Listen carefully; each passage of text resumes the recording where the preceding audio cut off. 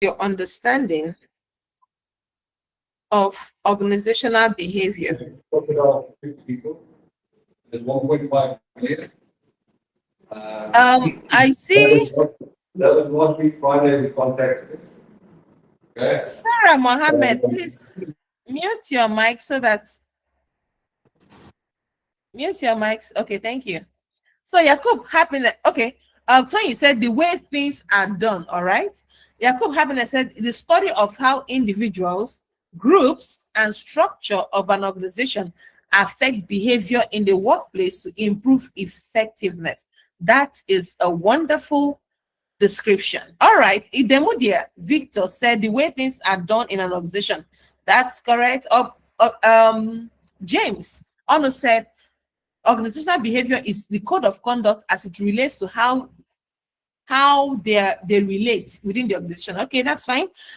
Doris Ezekiel said organizational behavior is how individuals and groups act. Okay, this chat is running. Let me try to get it from here. Okay, so Doris Ezekiel said organizational behavior is how individuals and groups act and interact within an organization, while organizational culture is the shared beliefs, values, and practices that guide behavior and create the organization's personality. That is a very wonderful definition given to us by Doris Ezekiel. Thank you. David Abibola said character of an organization and identification. Yes. Aboluwade Patrick said the study of how individuals or group interact in the organization. That's good. Is Moses Enikalobon, pardon me, said it is the interaction between two or more people that promotes performance and culture. Good. Obi Shehu said Obi entails how people interact and behave towards set objectives. Okay. Victoria Patrick said organizational behavior is how people interact and behave within a workplace. Okay. Princess MD say how people behave in a workplace. Thank you so much, wonderful people, for all of these contributions. They were very insightful. Now, can we just dig into the concept of organizational behavior and culture? All right. So our learning objectives include, we are going to be defining organizational behavior and understand its three level of analysis. That's on the individual level, at the group level, and organizational level. We'll also explain organizational culture and its critical role in organizational effectiveness and performance. We'll also identify major organizational culture models and frameworks, including Sheehan, Cameron and Quinn and Dennison. All right. And then we'll also look at recognize the four types of organizational culture and their distinct characteristics, strengths, and applications. We'll understand the cyclical relationship between organizational behavior and culture, okay, and how they mutually influence each other. And then finally, would apply organizational behavior and culture principles to improve organizational performance in the Nigerian context. Now, let's start by understanding what is organizational behavior. And rightfully in this class, Yakub and Shehu both said that organizational behavior is OB. All right, so we usually call it OB in the HRM space. So OB is the systematic study of how people interact within groups and how these interactions affect organizational performance. Do you now have a clearer definition? All right, I hope you can see it and you can hear me loud and clear. So it's not just about how people behave, it is the systematic study of how people interact within groups and how these interactions also affect the performance of the organization. So OB examines behavior at three levels: the individual level, the group level, and the organizational level. So at the individual level, it focuses on personality, motivation, perception. At the group level, it looks at team dynamics, communication, leadership. At organizational level, it takes a look at the structure, culture, and change management. So why does organizational behavior matter? Why does it matter in organizations? We need to know that organizations are fundamentally about people. Understanding human behavior is essential for effectiveness. OB provides tools to improve job performance, increase satisfaction, promote innovation, and encourage leadership. In the Nigerian context, OB helps us to navigate cultural diversity, manage change, and build high-performing teams. All right, let's step away from the slide 1 minute, and let's take this class, for example. Assuming that this particular class, what do we call our firm, our business? Any ideas from the chat room? Let's call it HRM group of companies. Or any other advice or suggestion you have for me in the chat room, just let me know. Okay, so I want to turn this class into a firm of some sort, a company of some sort. All right, assuming that this is a company, that this is a firm, an organization, right? And we want to improve our performance. We want to drive success. We want to ensure that there are high performing teams within this our HRM global company. One of the first things that we have to do is that we need to understand what is the behavior, what is the behavior of the people that work in this company, in this organization. So in this particular class, I have seen lots and lots of people.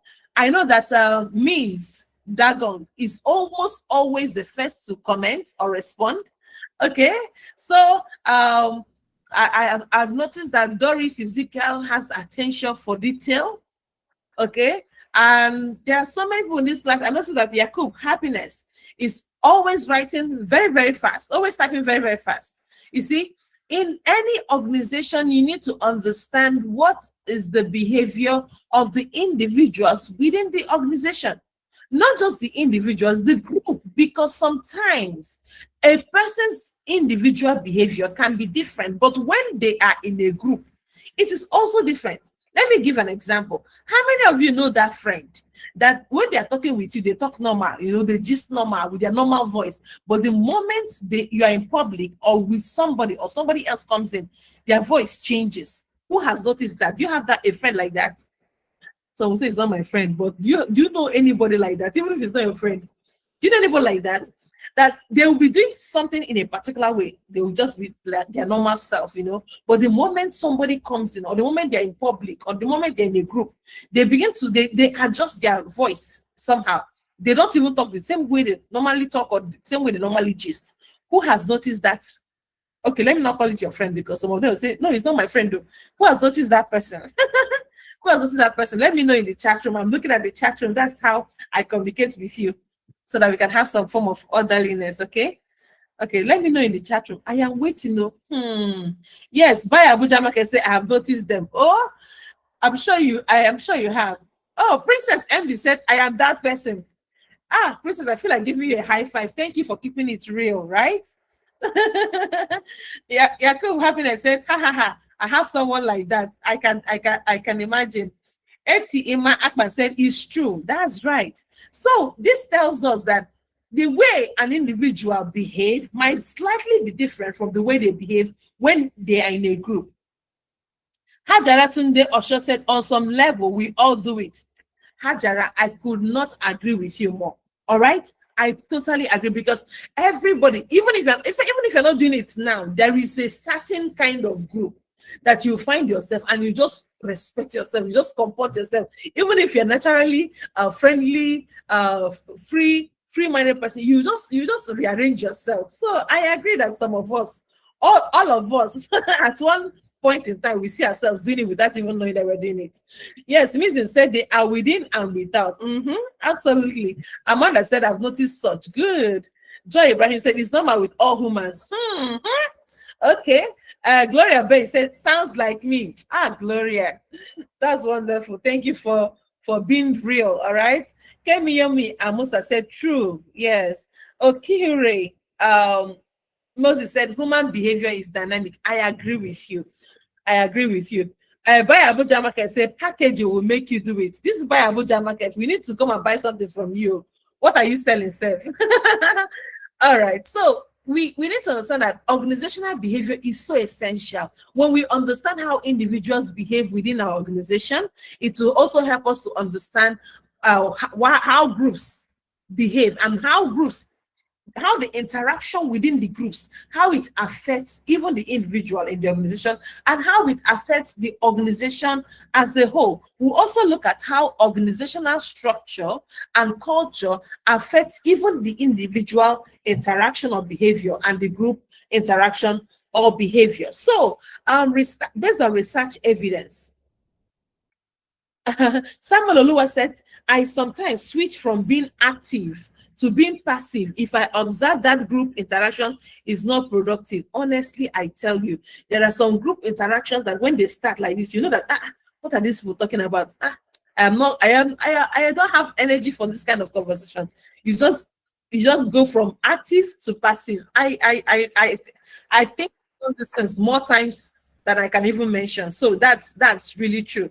So based on research evidence, organizations with strong OB practices achieve 22% higher productivity and 21% higher profitability compared to those without systematic attention to organizational behavior. Now let's look at the Hawthorne's effect legacy. This organizational behavior was really established using a particular experiment that was done a long time ago, called the Hawthorne effect legacy. Now, the Hawthorne effect this was around 1920s to 1930s. This Hawthorne effect experiment was done, and it was done at the Western Electric. It was done at the Western Electric Hawthorne's work plant. They were able to put some workers in groups, and they observed them. When they did observe them, something stood out. They noticed that some social factors matter more than physical environment.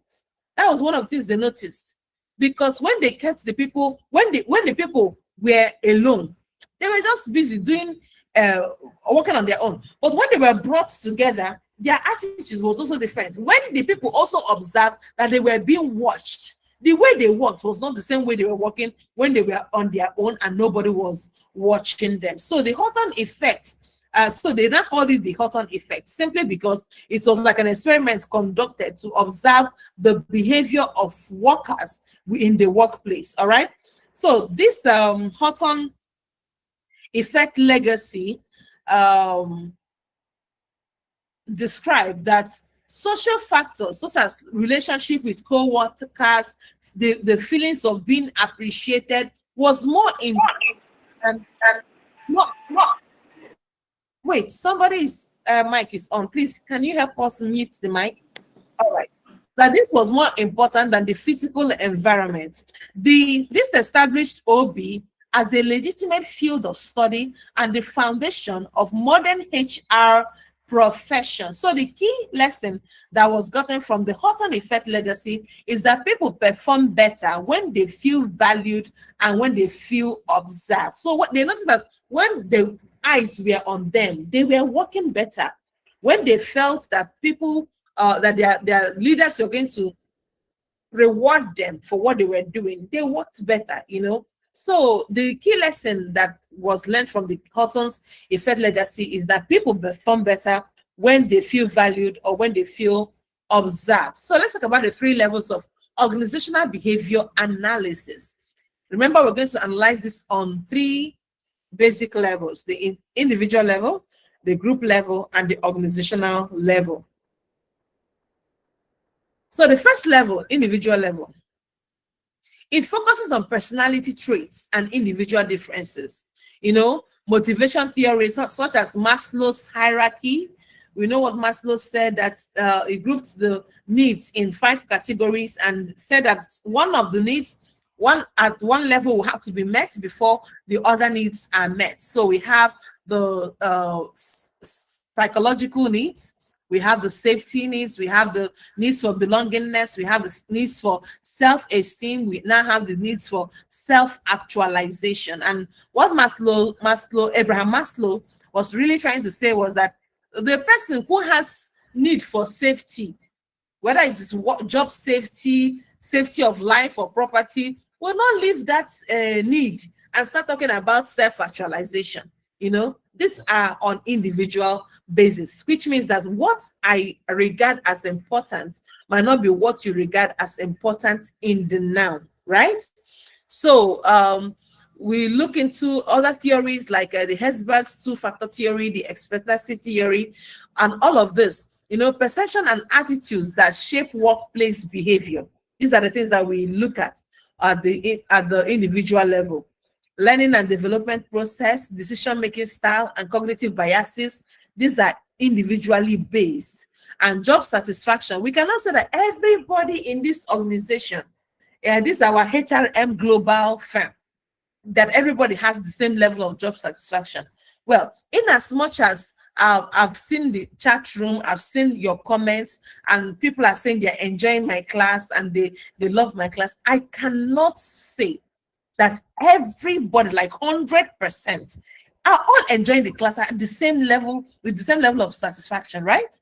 So it's important for us to know that this is individually based. Somebody in this class is like, wow, what a wonderful class. And that person in this class is like, it's just okay, it's nice, you know. So this is something that we have to understand. Job satisfaction is personal, is individual. No matter how well we treat people in an organization, everybody's job satisfaction will not be at the same level. And then organizational commitment. So the next level of analysis will be the group level. At this level, we examine team formation, team development. We will look at Tuckman's stages of forming, storming, norming, and performing. We also look at group dynamics and cohesion. You know, the more cohesive a team is, the more they are able to influence each other in the making, and the stronger they are able to also affect the organization based on their level of cohesion. And we look at their communication patterns and effectiveness, leadership styles, all right, and their impact, whether their impact is transformational, transactional, servant leadership, or servant leadership, okay? And then we look at the conflict management and resolution, and then we look at the power and politics within these groups and how it affects organization. These are things that we're looking at when it comes to organizational behavior. And the third one is organizational level. Now, at this level, we are analyzing organizational structure and design. We are looking at the functional, divisional, matrix network. We'll also look at organizational culture and climate, change management, and organizational development. We look at HR policies and practices, performance management systems, and strategic alignment and organizational effectiveness. Now, for integration, these three levels interact continuously. So we will say that one is more important than the other. All these three levels, they interact continuously. Individual behavior shapes group dynamics, which influence organizational culture, which in turn affects individual behavior in a cyclical relationship. Understanding these interconnections is essential for effective organizational management. So then, what is organizational culture and why does it matter?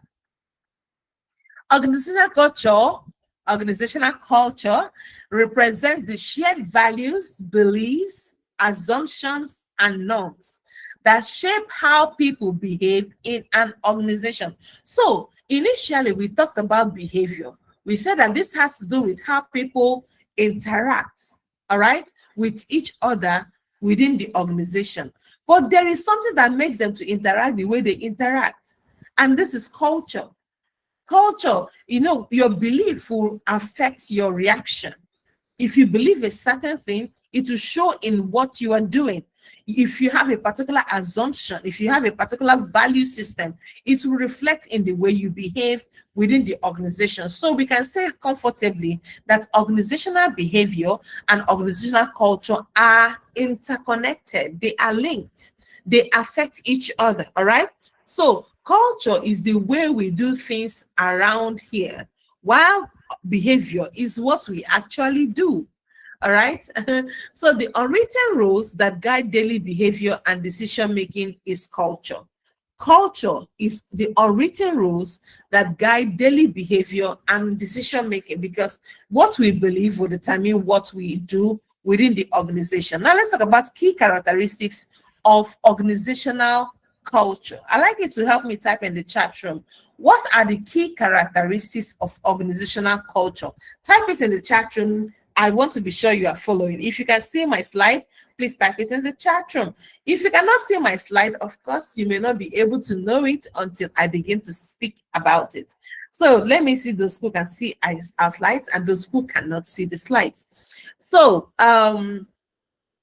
organizational culture has the following characteristics. Number one is it is shared, all right? It's not personal. When we talk about organizational culture, it is not personal. It is never personal. It is shared. It is collective. It represents how we all believe, what we all think about a certain thing, all right?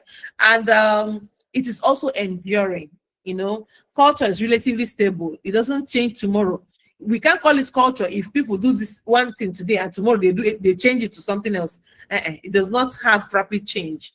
It's also influential because culture powerfully shapes behavior, it shapes decisions and organizational performance. It is also learned. All right, so culture can be learned. Thank you, Aliu. You said implicit, okay? Which means you cannot see my slide. Wow. I was hoping you would get to see the slide. That's wonderful. All right, so culture is transmitted through socialization, stories, rituals, and symbols. And when I talk about ritual, I know some of us in Nigeria start thinking of white and red clothes. That's not what I'm talking about. I'm talking about organizational rituals, like what we do in this organization. How do we start each day? All right, the things that we love to do, the things that we do. Everybody just say, in this organization, this is how we do it. By every Thursday by 4, we do this. Every Monday morning, this is what we do first, you know. And then it's also implicit. So much of culture operates below conscious awareness and is taken for granted. Okay, so why does culture matter? Thank you so much. I see those who are writing it complete. Dora, Chia, Jenny, all right, and Ms. Ndagog, all right, thank you. I see you. Shehu, Ngozonwaro, Chimezie, Ajero, all right. Gloria Beck, all right. Yakubu, well done. Welcome, well done, everybody. So culture drives organizational performance. Strong cultures are associated with 4x, that's 4 times revenue growth compared to weak cultures. Culture attracts and retains talent, with 88% of job seekers considering culture important in their decision. They want to know, what is the culture here? Do you know there are some organizations where the culture is the culture of competitiveness, like everybody is competing. There is like something like a rat race, no rest. You see somebody sitting down, let me just go. You know, there is always somebody trying to bring a report, somebody's trying to meet a target. Everybody is like in some kind of warfield or battlefield. And there are some cultures that people will undermine others just to get ahead. People will get dirt. I'm telling you, they will go and cook up dirt. Some others will find dirt on somebody else just to get ahead. Some others would even go ahead to the point of doing things that will make others lose their credibility so that they can get their position. So culture matters. Yes, Hafsat Enamodu said, you are so right, ma. Thank you, Hafsat. Thank you, Hafsat, because it's real. It does happen in some organizations. There's a particular lady I met, was it last month? No, was it last month? August. Yes, August. In August, she came to meet me and she was like, Mama, I want to quit my job. I was like, why? Why do you want to quit the job? She said she is tired of the pressure. I was like, but you're well paid. She said, yes, I'm well paid. Do you have another job? She said, no. Why do you want to now leave that particular job? Thank you, Momo, Baba. Thank you so much. She said, you are actually correct, ma. Thank you. Why do you want to leave the job? She said, she's just tired. I said, what are you tired of? Hope you're not feeling depressed. She said, she's not depressed. She's just tired. I said, what happened? She said that her workplace is like a war zone. That every moment you just have to be on your best watch. The moment somebody even gets access to your laptop, they can put in things into your system that can make you to be sacked, or they can even sabotage your presentation. They can do anything to make sure that they want. I was like, what? And she said, I just want to stay jobless for a while. Even though that last month, she came to me and she was like, Mama, it's not funny to be jobless. I was like, well, you checked everything, and I told you check between being jobless so for a while and this war zone. She said anything to remove me from this war zone, it was better for her. So I thought that she said she was losing her mind, you know. So some cultures are like that, while some other cultures are also endearing, you know, culture, an atmosphere where people feel like they can grow, where people feel their voices matter, where people feel they can be heard, where people feel like their vision, their personal vision matters, you know, where they personalize reward system in a way that you know that you are valued, you are cared for, you know. So it depends. As human resource managers, we need to know that we also help in fostering certain organizational culture and behavior within our organization. As Peter Drucker famously stated, he said, culture eats strategy for breakfast. It doesn't matter how powerful your strategy is. If you have a culture that is anti that strategy, the culture will eat your strategy for breakfast. It will destroy it. However, if you have a strategy that is in alignment with the culture of your organization, both of them will work the same way petrol works with fire. So that's it for you. Just take one moment to reflect. What is the culture of my current organization? And what culture would I have preferred it to look like? Okay? So let's talk about culture versus climate. Now, for culture has to do with the deep level assumptions and values. It has to do with what we believe. Culture is the cause that shapes organizational identity. Climate, on the other hand, has to do with surface level perceptions and attitudes. Climate is what we experience. Culture is what we believe. Climate is the effect that employees feel daily. Culture is what employees believe on a constant basis. So while culture and climate have certain similarities, culture is what we believe, climate is what we experience. Now, can I also tell you that culture is right, our experience will be good? So can we comfortably say that climate is affected by culture? Climate can be an offshoot of the culture we have within that organization. So let's talk about Shane's 3 levels of organizational culture. So according to Shane, there are 3 levels. First is the artifact, second is the espoused levels, and the third is the basic underlying assumptions. So the artifact, this is the most visible. Why do we call it artifact? Because they are visible, okay? So it's the part of culture that people can see. It's a part of culture that people can touch. It's a part of culture that people can feel, okay? These artifacts are the most visible and tangible elements of organizational culture. Artifacts are observable structures, processes, and behaviors that can be seen, heard, felt, when entering an organization. While easy to observe, they are often difficult to interpret without understanding deeper cultural levels. Like if you were blindfolded and you were brought into, let me use a private sector, you were brought into, let's say, Hess Holding, all right, the organization founded by Tony Elumelu. By the time your blindfold is removed, you would see a particular kind of dress code. You see a particular kind of culture, artifact. Now, let's go to that artifact. All right, it can be seen, it can be heard, it can be felt. Let me even take it one step away. If you've entered a reputable private hospital, you will notice a different artifact from when you also enter a government hospital.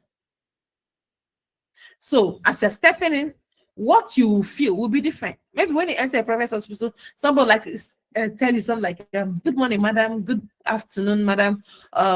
Please, how can we help you today? But if you enter a government hospital, you will be the one, you waka. If you like, ask question. If you like, don't ask question. Even if you jump somebody, might jump somebody that is too busy to even give you attention, you'll be the one asking questions. Please, where is the ER unit? Where is this one? Before they will answer, the way they will answer you like, we don't care. So artifacts have to do with the physical environment, the office layout, the dress code, the decor, the rituals, the ceremonies, the meetings, the celebrations, the traditions. It also has to do with the stories and the legends, all right? Language and jargon, the technology they have, the systems, organizational charts and processes. All of this make up the artifacts. Now let's talk about the espoused values. These are the conscious values. Like these values, they are consciously practicing it within that organization. Okay, this involves the stated values, strategies, and goals. They are officially propagated by the organization. These are the ideals and principles that the organization claims to follow. All right, typically articulated in mission statements and official documents. However, there might be a gap between the espoused values and the actual practice. I've seen organizations that say, oh, we are inclusive, okay? We are inclusive, and they will say it, but in actual fact, they are not practicing it. So they see somebody on a wheelchair, they don't think that person is the right fit for their organization. Even their building, this is taking me back to the artifact. Their building was not constructed in a way that somebody on a wheelchair can move into the building without hassles. Okay, they don't have a pathway for the wheelchair. Okay, so all of these things, there can be a gap between what they think they claim to follow and what they actually practice. Now, examples of this could be mission and vision statements, official philosophies, ideologies, publicly declared principles and standards, strategic objectives, stated organizational values, leadership messages, and communications. All of these things are the ones they claim to follow, the ones they said we are going to follow. However, there could be another level called level 3, the basic underlying assumptions, which has to be unconscious, all right? These ones involve the deepest and most powerful level of culture. These are deeply embedded, taken for granted beliefs that operate unconsciously and determine how members perceive, think, and feel. They represent the ultimate source of value and action. True culture resides at this level. These assumptions are most difficult to change, but most influential in shaping behavior. Examples include assumptions about human nature, whether people are trustworthy versus whether people need control, beliefs about relationships, whether it is a hierarchical or egalitarian environment or organization, perceptions of truth and reality, and attitude towards time, past, present, future orientation, their views on change and stability, and fundamental beliefs about power and authority. All of this has to do with the unconscious level. So we can say that there are 3 levels of organizational culture: the visible, conscious, and unconscious, but most importantly, artifacts, espoused values, and basic underlying assumptions. Let's talk about Cameron and Quinn's 4 culture types. Cameron and Quinn describe 4 culture types based on 2 dimensions. Okay, the dimensions are based on flexibility versus stability, that's the vertical axis, and internal versus external focus, that's the horizontal axis. So according to Cameron and Quinn, they believe that each culture type serves different organizational purpose and context. So we're going to be looking at is it internal or external? Is it flexible or stable? All right. So the first one is the clan culture. The clan culture is both internal and flexible. So it focuses on collaboration. So for the clan, you know, like the English word clan, it also means like family. All right. So it's family-like. It's collaborative. If you can't finish your task, I'll help you to complete it. Okay. Come, let us do it. We have to do it together because we're a family. That is participative environment. Their leadership style is mentor and facilitator. All right. They always look forward to mentoring somebody. This is how we used to do it in this place. We have worked in this organization for the past 15 years, for the past 20 years. This is how we used to do it. Come and let me show you. You know, that's what you see in the clan culture. They value commitment, communication, and development. The strength of this kind of culture is on high engagement and loyalty. Because they are family-like in nature, there is a lot of emphasis on loyalty. We have an example, and the example is Southwest Airlines. I'm sure that you can give me more examples in the chat room. All right, let's talk about another culture. It's called the adhocracy culture. I don't know how many of you who may be hearing it for the first time. The adhocracy culture. This culture believes in creation. You know, it's almost like the exact opposite of the hierarchy culture. The hierarchy culture focuses on control.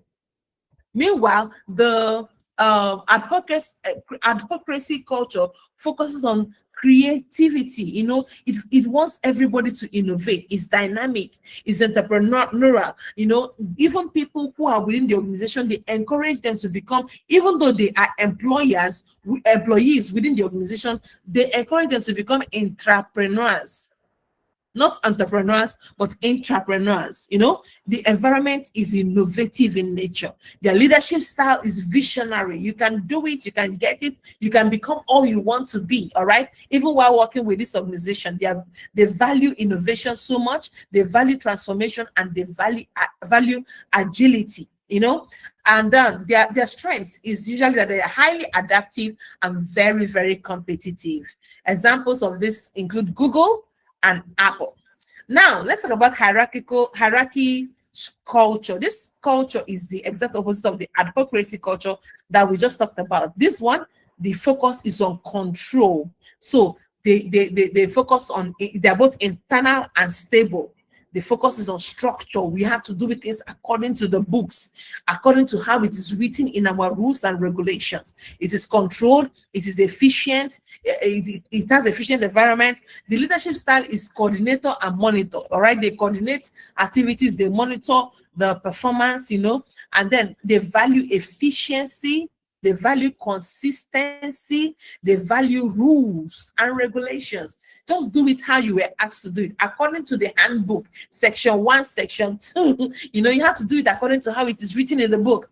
The strength is predictability and quality control. Because they are doing it exactly how it said it has to be done, there is predictability and quality control. Of course, who can tell me the weaknesses? If we have strengths, of course we should have weaknesses.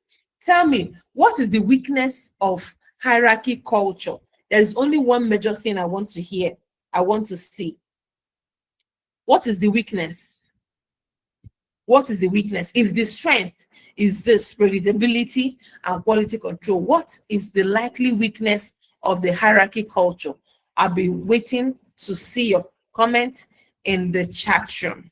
Now, the next one is market culture.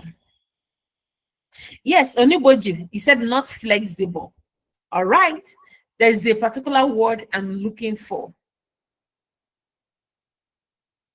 You are correct by saying not flexible. Too straight jacketed. All right, James Onoth. All right. When I see that word, I would let all of you know. Bureaucratic, Kemi. All right, means himself rigidity, okay?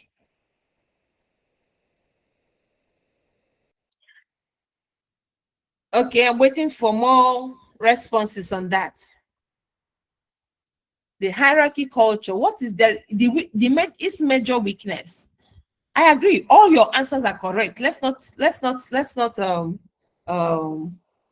take it wrongly. Okay, not flexible. That's correct. It's a weakness, and it's a weakness of the hierarchy culture. Too straight-jacketed, correct. Bureaucratic, correct. Rigidity, correct. Control, no, control is not a weakness, because control is their own strength. That is one of their strengths. Okay. Kemi said not effective. Well, sometimes they can be very effective, you know. They can be very effective because they are how things are supposed to be done has been written. Shehu, let me clap for you. Shehu is the person that got the word I have been waiting for. There is limited innovation. You cannot think out of the box. Thank you, Shehu, for taking the word out of my mind. All right, Shehu, well done. All right, Victoria Patrick, resistance to change. Of course, that is another weakness. Doris Ezekiel said the major weaknesses of hierarchy culture are its slow decision making, very correct, and communication due to multiple layers, which creates inflexibility and can stifle innovation. That's what I was looking for. It can stifle innovation. Yes, Moses, you gave another word for it, limited creativity. Absolutely correct. Chimezia says slow to adapt. Yes, correct. Oniboji Ayodeji said no relationship between top management and junior staff. That's a bureaucracy. Shehu smiles. Oh, well done. You deserve that smile. All right. Hajara said doesn't encourage creativity. Yes, that's another word for lack of innovation. Okay. Winnie Ede said results are not timely due to bureaucracy. You are all correct. You are all correct. So that's one major weakness of the hierarchy culture, you know. And then the last one is the market culture.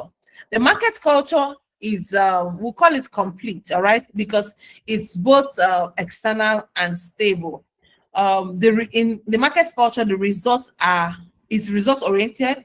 They have this competitive achievement focused environment. The leadership style is hard driver and competitor value. It values market share and profitability. Now, the strength is high productivity and clear goals. An example, Amazon and General Electric. Okay, so for the hierarchy culture, I think I didn't say the example. The example is government agencies and bank. They insist, just do the same thing, the same way you've been doing it. That is how we want it to be done.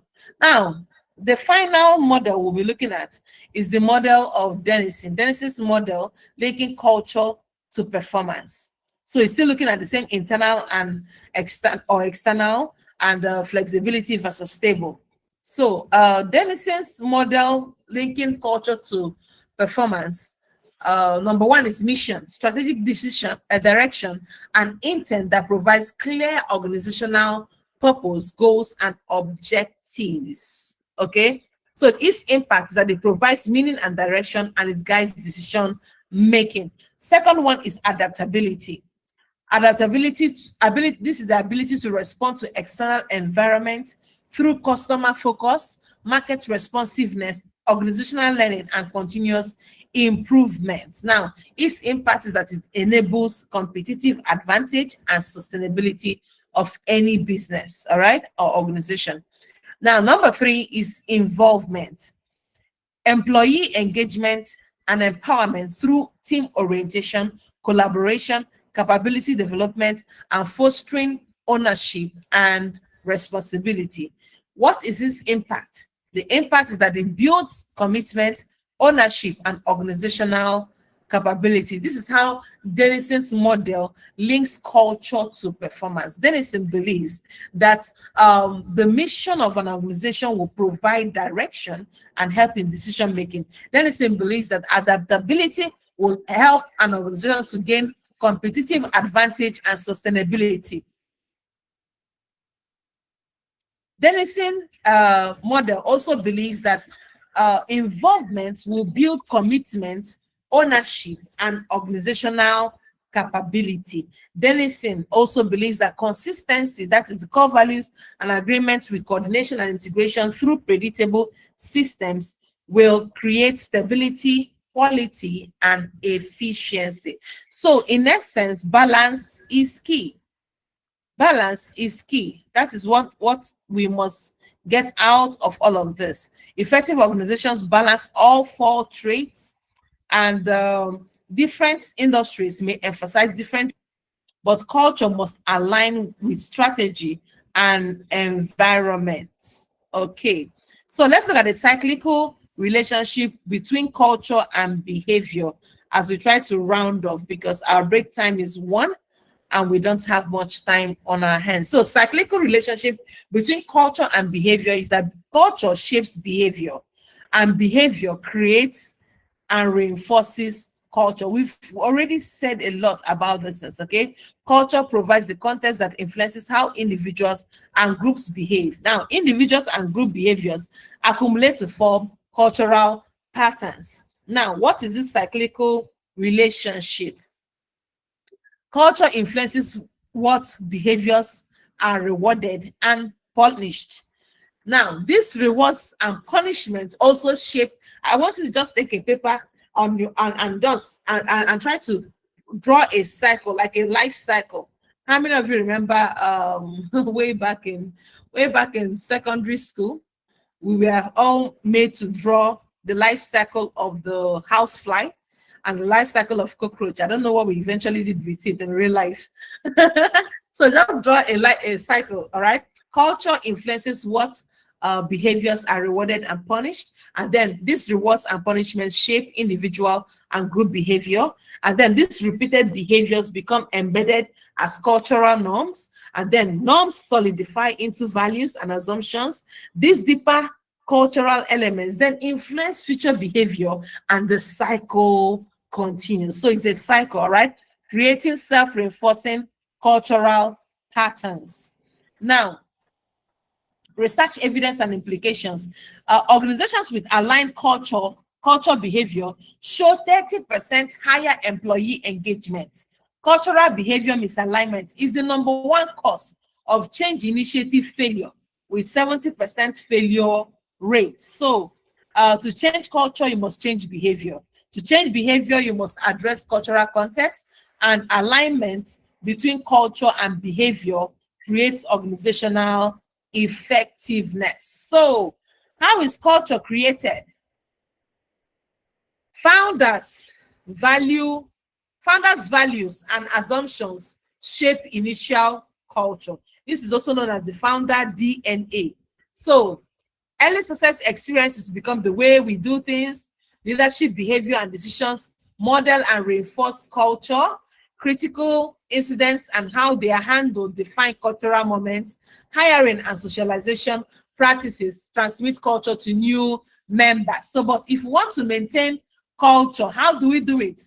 Through selection. Let's hire the people that fit into our culture and beliefs. Socialization, give them orientation, all right? Leadership, leaders should model and reinforce this behavior consistently. Reward system, recognize and reward culture aligned behavior. Stories and symbols, tell stories, tell them how it is done in this organization. Rituals and ceremonies reinforce culture through repeated practices. So how culture changes? Culture can change. Crisis or dramatic performance gap creates urgency for change. Okay, so leadership change brings new assumptions and perspectives. Organizational life cycle from growth to maturity to decline requires different culture. The culture we use when we are growing is not the culture that is necessary for us to use when we are maturing, and it's also not the culture to use when we are declining. Mergers and acquisition will create culture clash, requiring culture integration. So this is something that we have to also look at. Looking at the Nigerian culture influences, we have high power distance. We have high respect for hierarchy and authority figures. Is deeply embedded in our society. What happened yesterday between the minister of FCT and the soldier guy, we see that what people talked about the most was the fact that he did not fit into the normal high power distance scenario that we usually have in our organization. That he, even though he was a young person, probably his 20s, was able to stand up to somebody else who was by far older than him, who also had another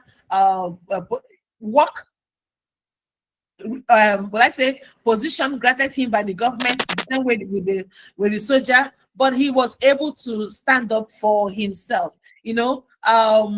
There's also collectivist orientation. There's strong emphasis on relationship. The Ubuntu philosophy, we believe in extended family networks here. We also believe our religion also influences the way we work in our organization. Other unique challenges include our ethnicity, balancing tradition with modernity, managing diversity, ethical challenges, and resource constraints.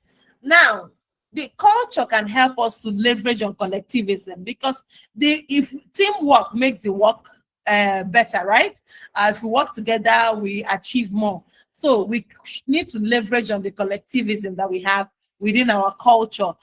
There's also relationship strength, because it can drive high employee engagement and loyalty when properly cultivated. Also, respect, community, and family values can be channeled into positive organizational culture, and rich cultural diversity can fuel innovation and create problem solving when inclusively managed. All right. So when this happens, we'll build more trust through ethics, we'll create inclusive cultures, we'll invest in our development and adapt global best practices. Now, we cannot conclude on this topic about culture without also mentioning that culture can be measured. Okay, why culture can be measured, and it's important to measure organizational culture and organizational behavior. Why does it matter? What gets measured gets managed. This is what Peter Drucker said. Measurement provides baseline for culture change initiatives, identify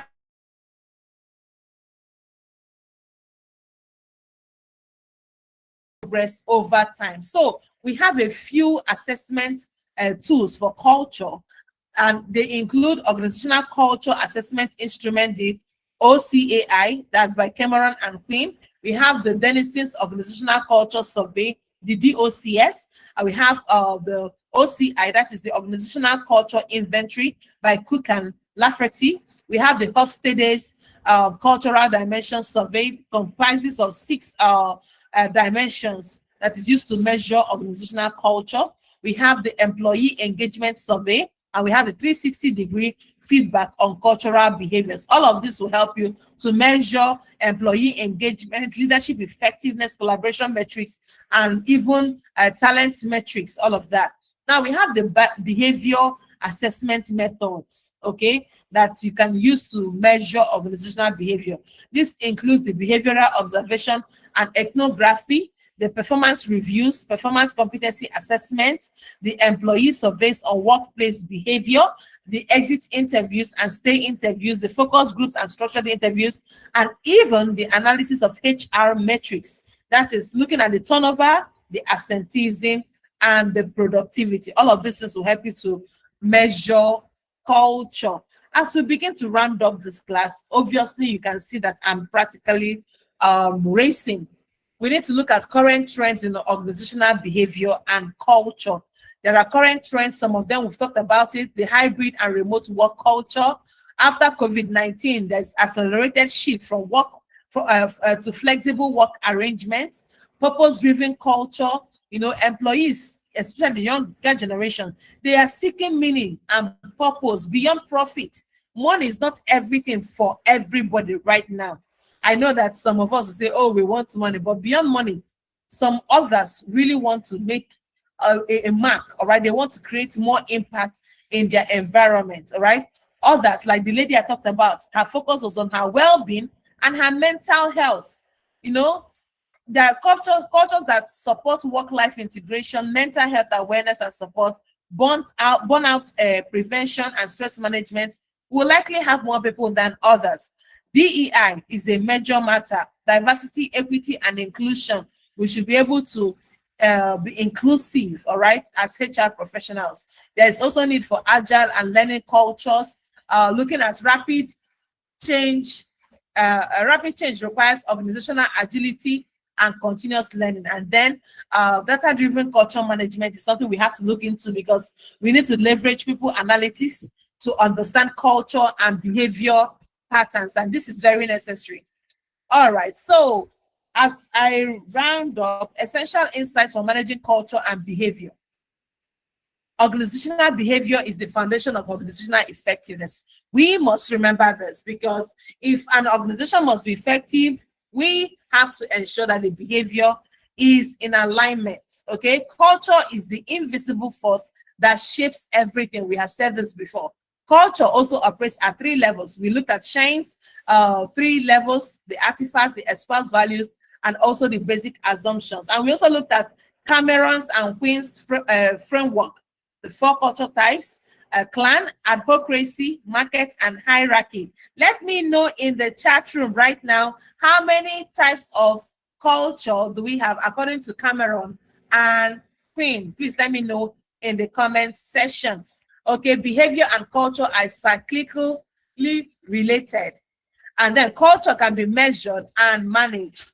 And then context matters in the Nigerian organization. We can't just carry one foreign practice from abroad and put in our own environment without considering the fact that the culture is different, and our way of doing things are also different. So as we wrap up, this should be my last slide, or my second to last slide.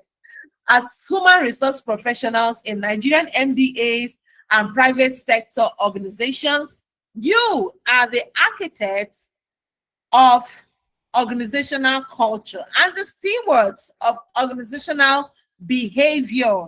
Your work in shaping culture, developing people, and managing behavior directly determines organizational effectiveness and success, okay?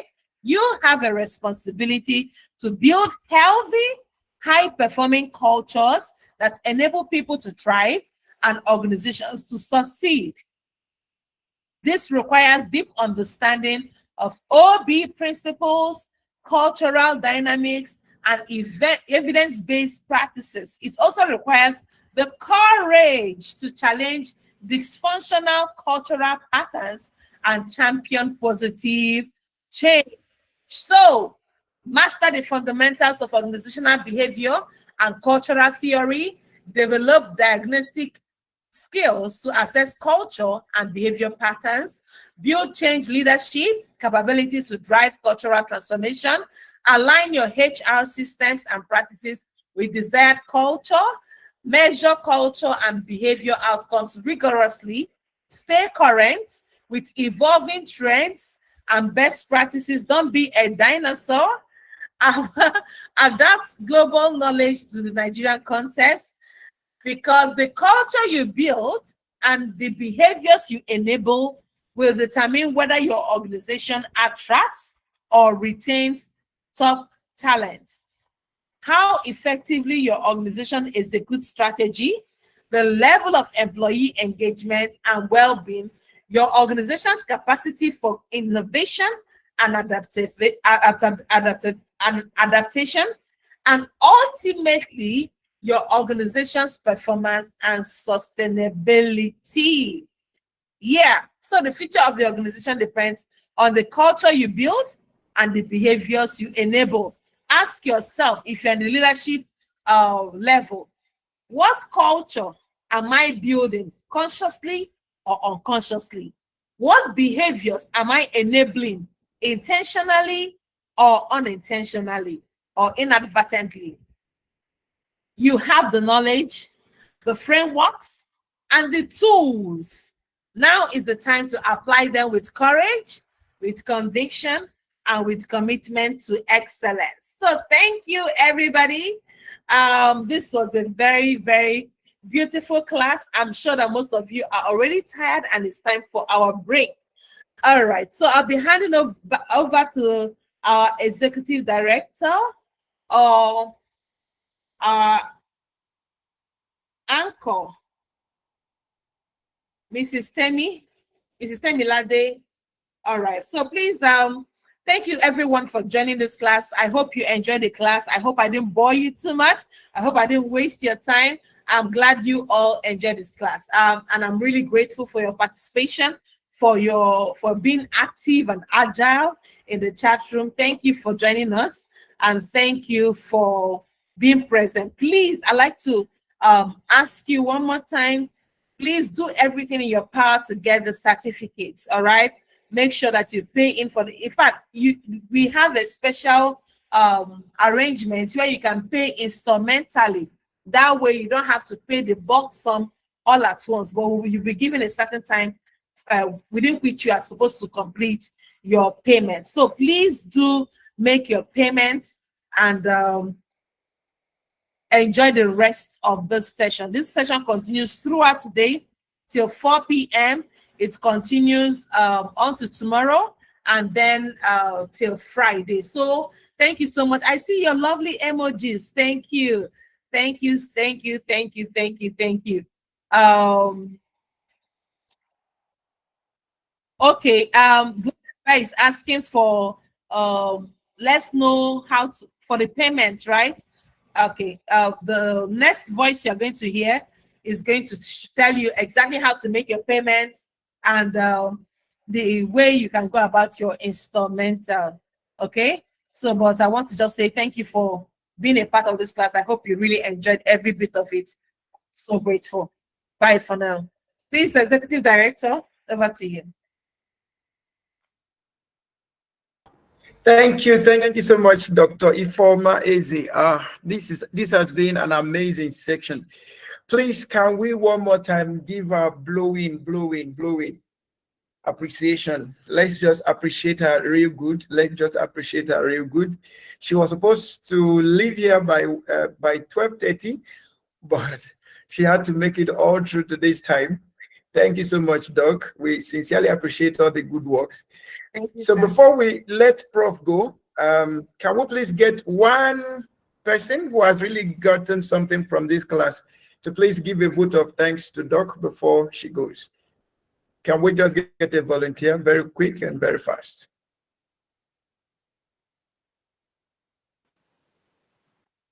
Just raise your hand and then we will do so. Okay, so I have Ganiyu Alao Agaran. Please, you can unmute and let's hear from you. Just a vote of thanks to Dr. Ifeoma Eze. Ganiyu, please feel free to unmute. Let's hear from you. On behalf of the students that are present here, I want to humbly acknowledge and appreciate Dr. Ifeoma for the good work she has done. She has been able to elucidate clearly the topic that we have looked at this morning. And the majority of us here will quite agree with me that she has been able to impart not only knowledge, she has also shared knowledge with everyone present here. And I want to say a big thank you to Dr. Ifeoma. And we wish to also serve her before the end of this program. Thank you so much, Dr. Ifeoma, and thank you so much, our director and the other students that are present here. We appreciate you all, and we also hope that everybody will be here to the end of the day for this first day of human resources and the administration training program. Thank you. Thank you so much. I appreciate it. All right, thank you so much for that appreciation. Thank you so much, Dr. Ifeoma. It has been awesome learning from you. Your classes are always mind-blowing. So for me, I'm not surprised. So, because it's always awesome. So thank you so much for this sacrifice. Thank you so much for having to run for 3 hours. And I thank you sincerely. Thank you so much. And I trust for everything she has taught us, we will put them to work. And when we come back from the break, I guess we'll have the time to talk more. But she had said a whole lot of things. One of the things we'll get to take away from here is most of the things she will be taught here, your current workplace, the OB in your current workplace might not give you all the privileges to apply all. But you have the liberty. She mentioned also of remote jobs. She said something that was very beautiful. She said, when she was talking about upskilling, and she talked about data analytics and HR analytics, she said there are people that will be at home and they pay them for working from home. Meanwhile, there are people that will be working from office and they will not receive as much as the people who are working from home. And that's talking about the necessity of current and in-demand skills. So with that in place, I will also say that as this class is on, and many people will be learning a whole lot of things, please don't just reserve it to your current workplace. Explore opportunities of remote engagement, explore opportunities of consulting, explore opportunities of volunteering, explore opportunities to practice what you have learned, explore opportunities for internship. Even as a director, you can go for internship, all right? So that you can learn not just to apply to the public sector, but also to apply to any other sector, all right? In this class, we are privileged to have both the public and the private sector in place. So you are from the private sector, you're learning about the public sector, and you are from the public sector, you also get to learn about the private sector. Thank you so much. Thank you so much. In a moment, we'll be out of here and then we'll be back after the break. But please, just for information on the certificates, if you are joining us for the first time and you've been in the chat room, I'm sure you would have known what the certificate course look like. If you are already in class, you were in the general class, you already know what the certificate looks like. Now, apart from knowing the cost of the certificate, it's important for us to know that one of your major certification as far as human resources concerned in Nigeria today is your professional certification in human resource and administration. Very, very important. Whether you're in the public sector or you're in the private sector, your certification is a necessity to prove your credibility to deliver as a HR professional. All right. Now, that being said, please be reminded, for those of us that have been here, be reminded, and then for those of us that are new, please note the certificate fee for this course, because this is not a paid course, as it were, because if it were to be a paid course, you'll be paying not less than 275,000 exclusive of your admission, fee to be in this class. You'll be paying 275, 295 for members and non-members respectively. So that's on discounted basis. And if it's on full course, you'll be paying not less than 405,000. However, we've made it just open. You can go for your certificates, members 50,000, non-members 65,000, and then if you're from the MDAs or public organizations, your fee is 50,000, and it's meant to be applicable if you're paying in bulk. If you're paying in bulk, it's meant to be applicable 50,000 naira, and then you can pay to this account on the screen. So why this is meant to be paid in bulk, we give you the leverage. If you want to pay individually, please go ahead and make your payment. So these are the fees that apply. for the certifications. Thank you so much, and we look forward to seeing you after the break. So we'll be reconvening by 2:30. We'll be reconvening by 2:30. Kindly take time to eat, refresh, and then we'll be back by 2:30 p.m. Thank you so much, and see you by 2:30. Bye-bye. The attendance is already shared in the WhatsApp group for those of us that are in the MDA platforms.